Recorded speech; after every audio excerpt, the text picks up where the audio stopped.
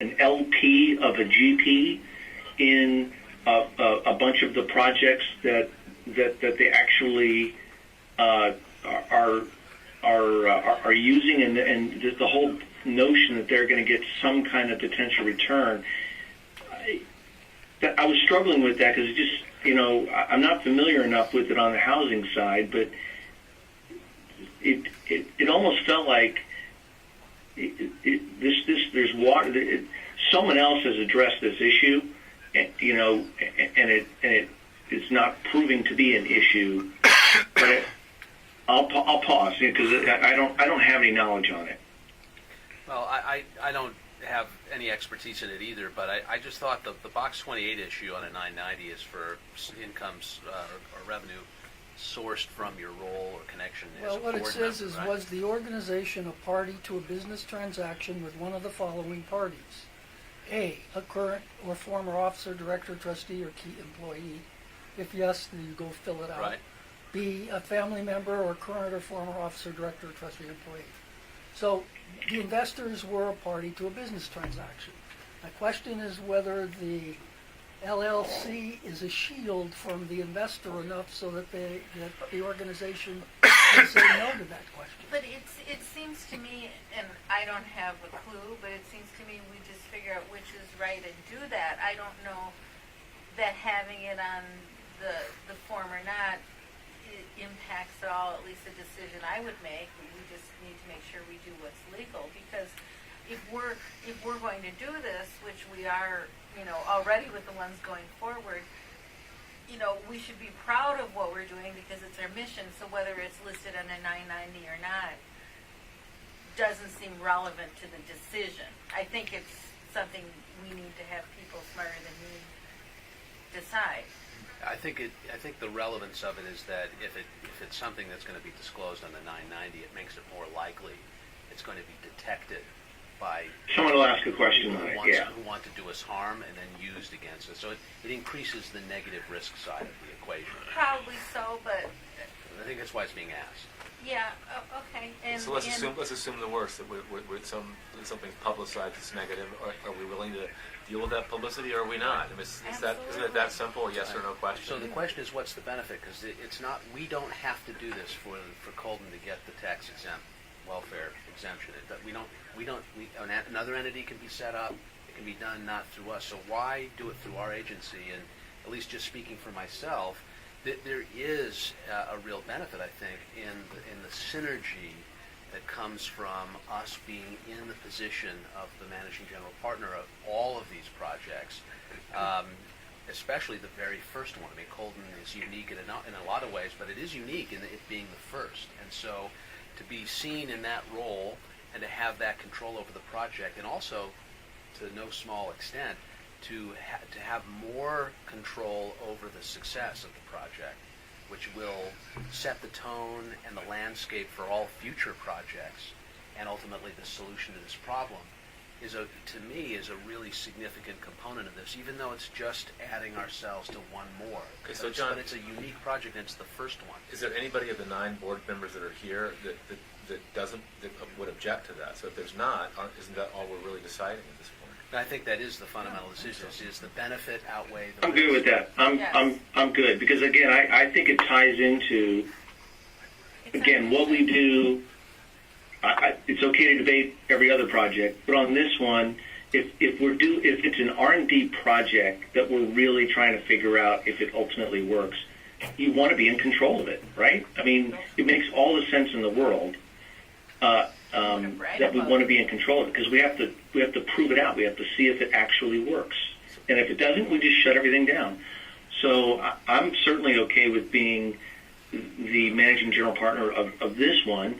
There'll be another debate around, do we want to do it for all of them, and are they all the same and how they all look? But I'm okay on this one for sure because it ties into the same argument. We should revisit that. You want to take a straw poll? Do we need a motion? Does anyone have any contrary view or sentiment? Okay, so why don't we have a motion if someone's prepared to make one I'll make a motion. to Do you want me to say it out loud? that we as disinterested directors approve the concept of the board authorizing staff to enter into a negotiation with Flyaway with Klingren, I guess. Well, yeah, with Flyaway for the first project to be the managing general partner. Colden. For Colden. Colden. Okay, Yeah. and should we just make it one motion as to both? I think we should. Okay. Yeah, 80 yeah, seconds. No, should as I'm well? fine with that. I 80 thought seconds. earlier they wanted to bring everybody No, in. but- there's only one other Yeah, I interested think if we're director. comfortable with It's- Colden, it's pretty clear that there's, I don't see, All right, if so anything, the issues are Colden even and more. 85th Street. Okay, 80 seconds. second? 80 seconds. Second. Okay. All in favor, say aye. Aye. All opposed? Aye. Any abstentions? All right, the motion carries unanimously to the extent it must have a quorum. Yeah. If it doesn't, we'll fix that. That was the longest Zoom meeting of everyone agreeing on something I've ever had. Well done, John. We're going to call you the fixer. Please no. But I Well, we approved it subject to you all investing in 85th I Street think I was also. mostly on my own for the whole thing, to be honest. But All right, so what do you guys talk about? Well, we talked about you. All right, well, let's get everybody back in the room. And I don't think Diane needs to leave. I personally don't think Diane needs to leave to deal with 87th Street, but you did. Good. We've already done it. Good. You did them both. Awesome. Great. Was it approved? Yes. Awesome. Okay. All right, you guys. Hold on, Beth, thank you. It was a little... Thank you so much for... Gary, call your kid back. Maybe. Really, I know you're free. Let's go. You don't get a Moms all validation. stick together. Oops, sorry, Gary. I was throwing it to Greg. She was throwing it at Greg, but I was like, Greg, you need a breath mint. Okay, you guys. we're going to shift to the real topic for the evening. Yeah, it's like this was the prelude. All right, It thank should have you been the guys for your sideshow. careful Boy, deliberation. did Jonathan run that well, though, Sarah? I understand Thank you. what the board chair is like.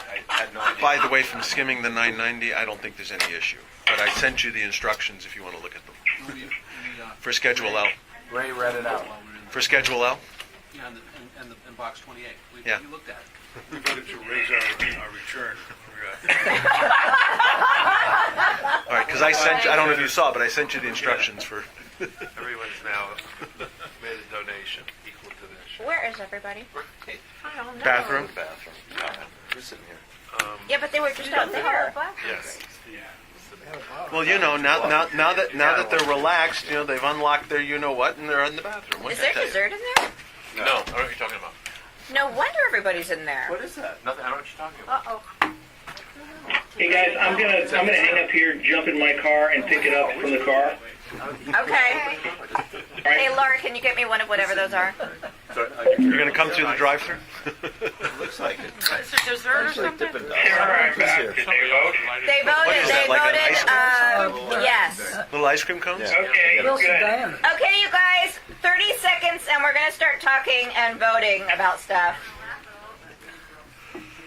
Well, thank you all. There's you, a Ray. parliamentary issue that you don't have to worry about, but the executive committee does. Greg, you're in the doghouse. And that is, What'd I do? we never have a quorum when we have all the disinterested. But you have a quorum for the meeting, and then the disinterested directors, by recusing themselves, don't change the quorum from the meeting. They're still present. Okay. That's what Jonathan has told me. Okay? Did he say something different? No, he just said we had to check. Oh, we do. Maybe we do need to check, but that's what I thought we had Okay. last time. All right. Thank you, everybody, for your patience as we dealt with this issue in a very unconventional manner.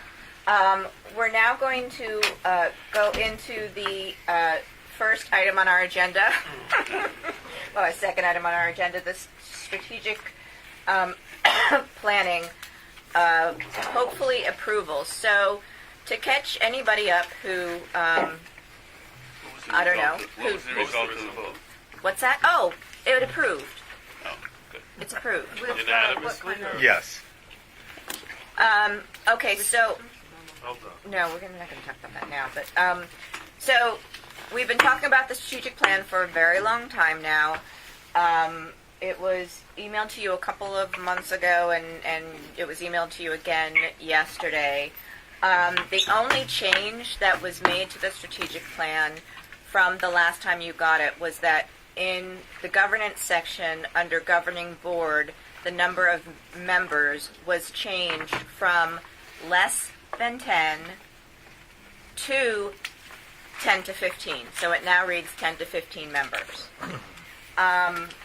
So tonight we're going to be voting on the adoption of the strategic plan, including the governance section.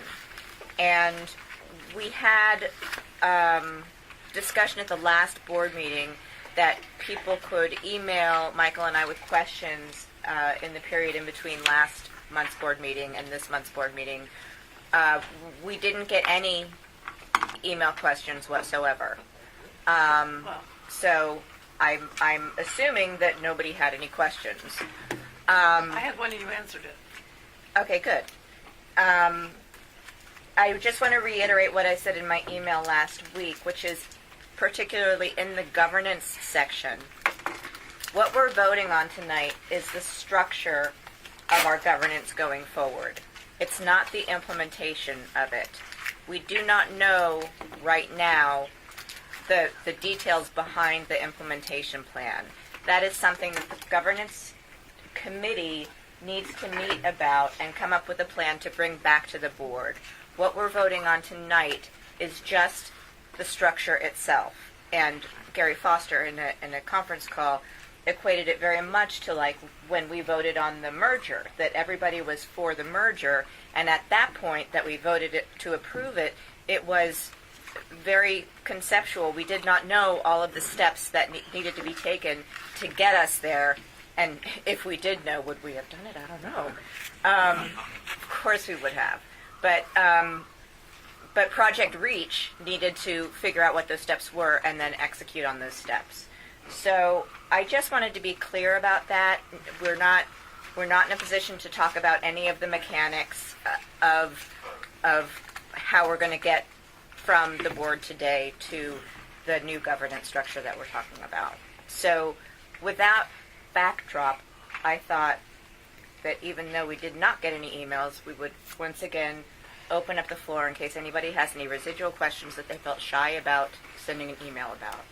Bart, can you just put the first page after the cover up? Because I think, that's sort of this, I think of it as the plan summary.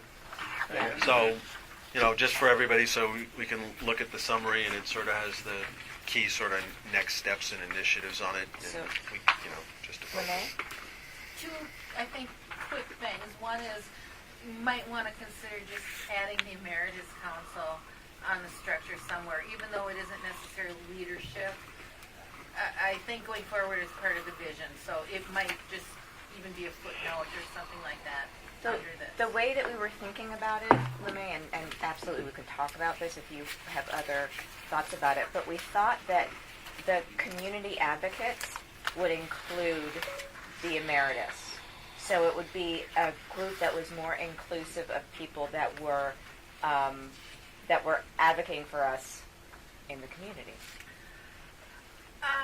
I think that's fine. I do think, though, that maybe Emeritus is a little bit different because they're all former board members and probably have more knowledge about the working and maybe can be more supportive in fundraising or events or things like that. I don't, I'm not a killer either way. Okay. And then just from the people who were working on this, do you feel comfortable that this is workable, and particularly, like getting enough people that are really these fundraising champions, that those type folks in that category will be plentiful? Plentiful. Plentiful enough. I think, LeMay, the answer is not on day one. But I do believe that we have something very, very special here that we're going to be selling, and it will be that once we get one in, and we do actually have somebody who we think might want to join us there, who's indicated he might want to join us there. I think it'll be easier. Every single person will be easier to get, and I think the way that we're going to be fundraising is going to be so drastically different from when we fundraised in the past, because this right here it's an extraordinary message, and it's an extremely different sell than the things that we've been using to fundraise in the past.